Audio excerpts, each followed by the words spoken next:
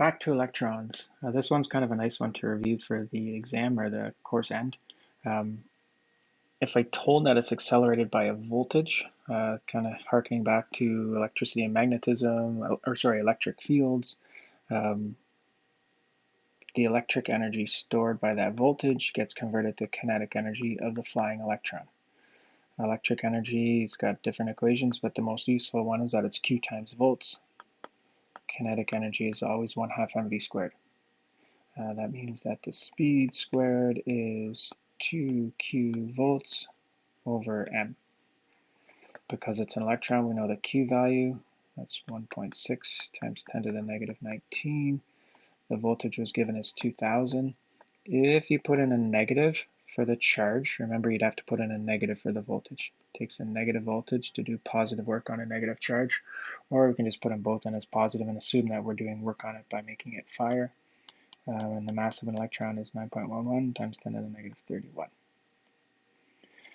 Crank that out. I got a number of 2.65 times 10 to the 7. It's really, really fast, but again, if we think about special relativity, it's kind of below that 10 to the 8 threshold, so we don't have to worry about special relativity effects. To finish this one off, de Broglie figured out that the wavelength was related to the momentum.